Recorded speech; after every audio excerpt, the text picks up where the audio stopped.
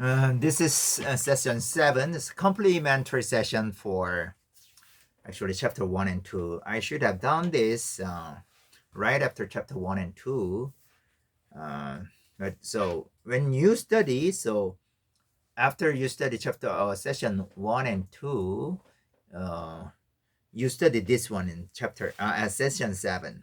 Okay, so in this session we are going to study Babylon Genesis, which is Enuma Elish. Enuma Elish is just a creation story in Babylonian epic. It's called Enuma Elish. Enuma Elish means in the long, long, long time ago in heavens and the earth, right? According to Enuma Elish, creation was done by, right? Creation started by mixing of fresh water called Apsu, water called Apsu, and salty water called Tiamat. Actually, Tiamat is the goddess of Babylonian woman god of water. So they mixed together, and then creation started. And then a mixture of these two fresh water and salty water made the minor gods. There are, and then too many minor gods created, and that's why so Apsu, the fresh water, the god of fresh water, was so sorry. He was so what?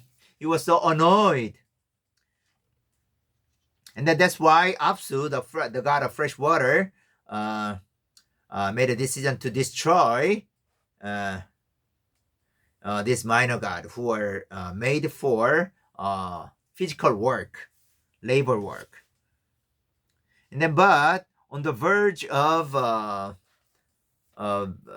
being on the verge of destruction, so one of the minor gods called Ea, and then he hypnotized him.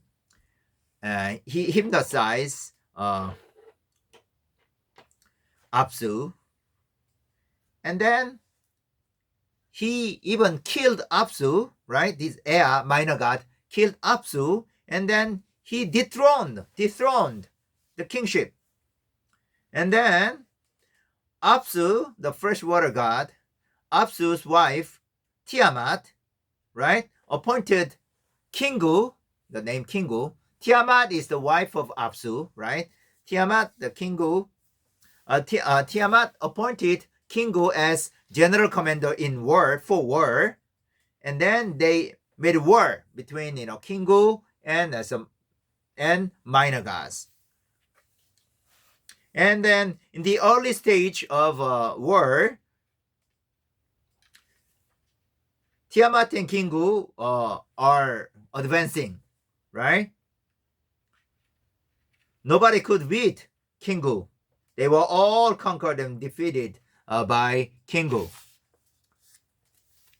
But at the time, the son of Ea, called Marduk is the son of Ea, right? Was joined the war, and then finally Marduk defeated Kingu, and then became the best god, right? And then so for the memory, to memorize the victory of Marduk, the gods and goddesses made a temple for Marduk, and then grant him the supreme god. And then the gods and goddesses started obeying and being subdued by Marduk. And Marduk broke, right, Tiamat into two parts, and then he created heavens and the earth.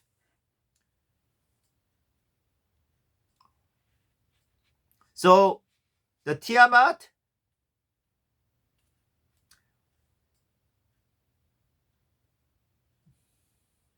Tiamat was broken. Tiamat, which symbolizes original water or original sea, was broken into two, right? It's earth and sea, right? That's why in this part, actually, the book of Genesis also it's like reflect this part.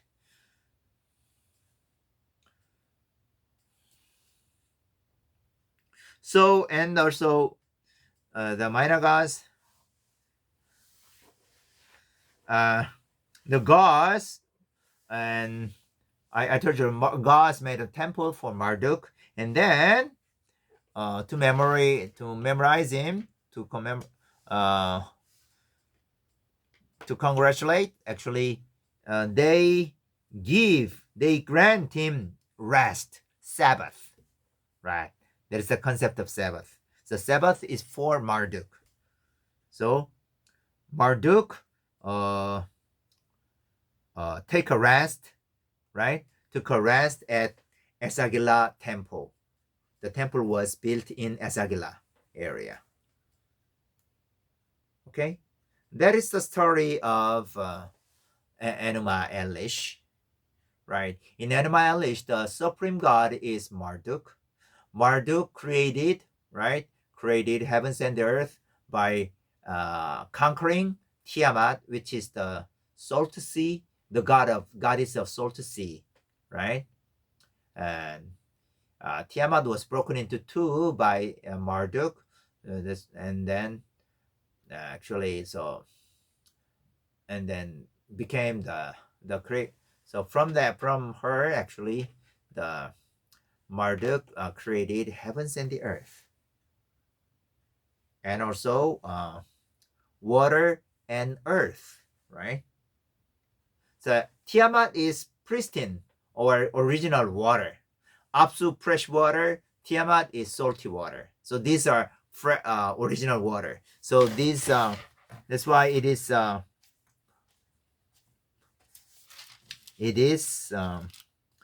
indicated.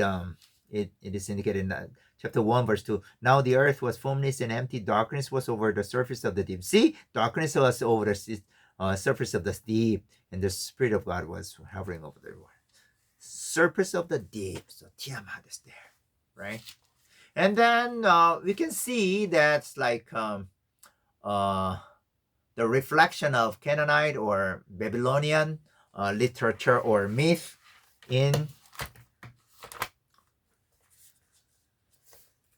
Psalm chapter 89.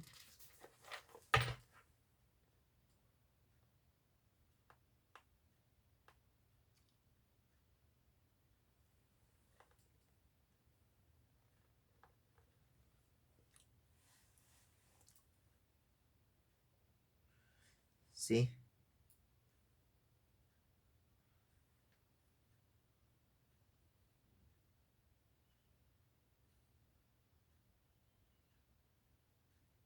Verse 8, Psalm chapter 89, verse 8. Who is like you, Lord God Almighty? Like Adonai Elohim Almighty. You, Lord, are mighty, and your faithfulness surrounds you. Verse 9. You rule over the surging sea, right? When it waves mount up, you still them. You crushed Rahab like one of the slain. With your strong arm, you scattered your enemies. Rahab, another word is Leviathan. Okay, in Babylon, Tiamat, the sea, the god of sea is called Tiamat, but in Canaan, it is called Rahab or Leviathan. So it's like, according to chapter 89, God created, right, Rahab, the goddess of sea, and then created. Wow, isn't it wonderful? Right? Even Book of Psalms use and employ the myth of Mesopotamia, myth of Babylon. And when I say Mesopotamia, means Babylonian myth. So In the Old Testament, in many places, we can see the reflection or employment of uh, idea uh, idea of Babylonian myth or Canaanite myth. So if you understand this one, okay, it's like Enuma Elish, the Babylonian Babylon Genesis, then you can understand much better the Genesis of the Genesis, book of Genesis. Yeah. Even in chapter 3, the serpent actually in before he was cursed, actually he was like angelic being. Snake means angelic being in the according to the concept of ancient Near East, right? So we have to understand this background: Middle East, ancient Middle East, Babylonian myth, Canaanite myth. So to understand better the book of Genesis and book of the Old Testament. Okay, thank you. Up to here.